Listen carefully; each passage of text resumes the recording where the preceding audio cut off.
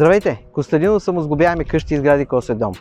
Прехвърляме се отново в нашата база, в шоурума ни, където сега ще ви покажа най-купуваният и най-продаван модел, който е много подходящ за хотели, къмпинги, глемпинги и какво ли още не.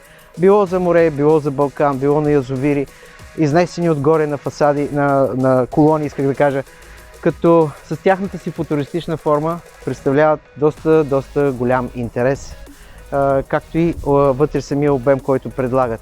Този модел отново е 11,5 на 3,30 на 3,30 височина, 3,30 м широчина на 3,30 височина и отново е с тежката метална конструкция отвътре с горещо поцинковани профили, които са както и облицовка от чист алуминий, т.е. нямаме никъде пластмаси, всичко е с алуминий. Вграденото осветление, което прави още по-атрактивна вечерно време. Този модел специално няма изнесената веранда, както предния, който показах, а цялата площ е обособена вътре за хол или защо не и за втора спалня и хол, т.е. да имаш две спални с хол. Но обикновено се използват и клиентите го предпочитат една спалня, по-голям хол с кухня, тъй като има по-голям простор. Така, както обяснявах, стените са този модел специално се води зимна версия. Когато се поръчва, има с по-тънки стени, с по-дебели стени. Тук в случая са 10 см стени, които е много важно да се знае, че води са по-скъпа версия. Тоест, зимната версия се откроява с това, че вътре имаш каменна вата, имаш полиуретан и съответно мембрани и чак тогава вече запечатваш с декоративните алуминиеви панели. Тоест да направиш по-добра топлоизолация на самата космическа капсула. Така, да преминем в задната част.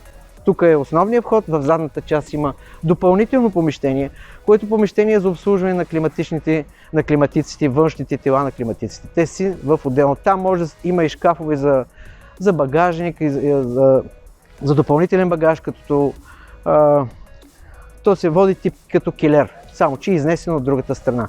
Да преминем вътрешната част вече, какво представлява.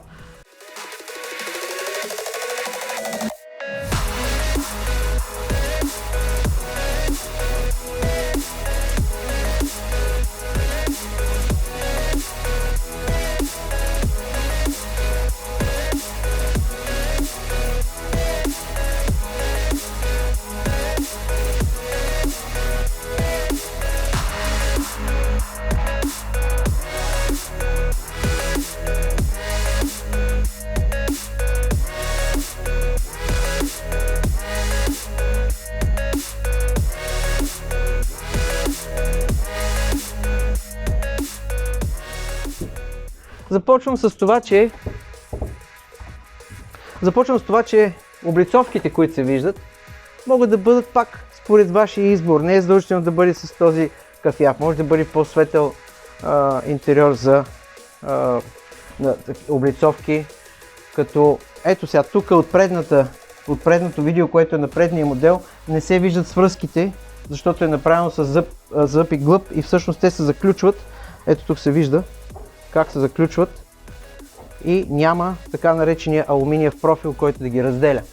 Тоест това всичко може да се направи индивидуално и според желанието на клиента.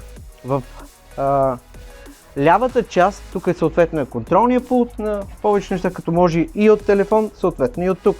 Тук в дясно пък е електрическото табло с предпазителите и преминаваме веднага в ляво, където ни е зоната, така наречената спалня. Спалнята е достатъчно широко. Обърнете внимание за каква височина и какъв простор имаш. Лично аз тук се чувствам, макар и не много висок, но се чувствам много на място. Няма нищо общо нито с кемпери, нито с каравани. Така, съответно, питали са ни за големите прозорци. Както се вижда с тези завеси, които имаш, за какво ти са, защо да нямаш големи прозорци, когато имаш хубава гледка, просто натискаш едно копче и си отваряш навсякъде всичките завесите. Разбира се, можеш да ги дръпнеш на цяло или наполовина или частично и да откриеш голямата гледка, която тук няма. Така, съответно, тук имаш комарник, имаш, разбира се, прозорец за проветряване. Тоест, да не разчиташ само на самата на самия климат, искаш да ти влезе свеж, чист въздух. Това е всъщност спалното помещение. Този модел може да бъде направен така. Вдясно от централния вход, вдясно е другата зона, която ще мине малко по-късно. Нека да обърнем внимание първо на банята. Обърнете внимание на банята.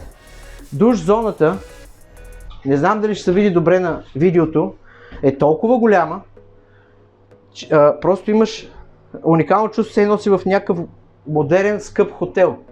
Като се почне тук отгоре има допълнително печка да ти отоплява, да ти е топличко, когато си гол и съответно да си нагласиш градусите, когато се къпиш. Доста глизотийки, доста добре измислено и направено.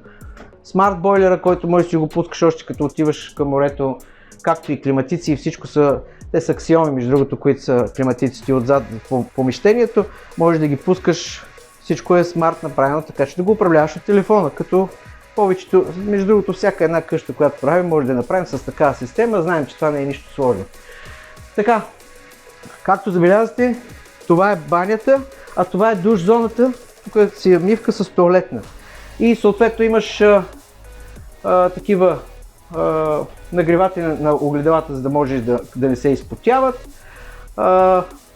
Друго какво имаше още? И съответно въртичката, която е доста добре направена с троени крила. Ето, забележете, 3 крила, които се плъзгат, долу се виждат релсите, така че да имаш по-голям отвор, затова е направена на 3.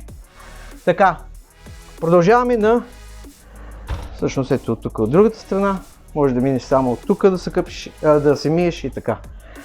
Продължаваме в основната зона, която се стои. Това е вече кухня и хол. Разбира се, питали се на този модел, защото все пак е преместваем. Идва от тук камион, товари се с извънгабаритен товар, който е с нисък център на тежестта долу.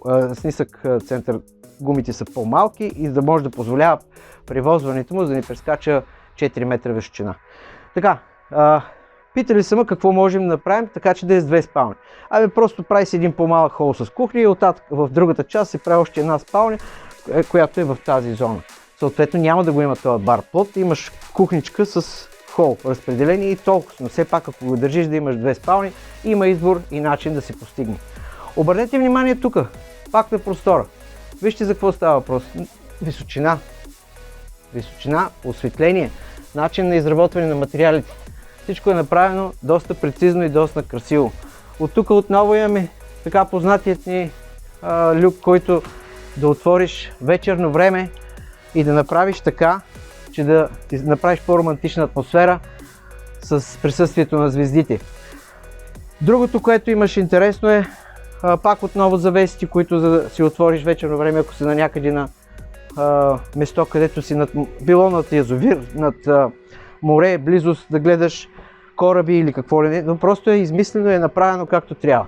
Така, самото оборудване е точно такова, каквото го виждате с вградени хладилник, печка, котлоните, които са мивката и аспиратора, който си е по този начин ги предлагаме. Разбира се, може да се добавят допълнително и други оборудвания, които желая клиента. Това все пак е мостра, за да покажем какво представляват тези наши космически футуристични къщи. Ще ви очакваме при нас в базата. Тук на живо наистина е съвсем различно. Нищо общо няма да е, който е дошъл клиент при нас да се купува, казва, че видеото не може да даде тази представа, която е реална. Така че заповядайте в Коседом, в базата ни в Пловдив, всеки ден от понеделник до петък, като е желателно да се обадите преди това на посочените номера. Благодаря ви, беше ми приятно. Костадинов от Коседом.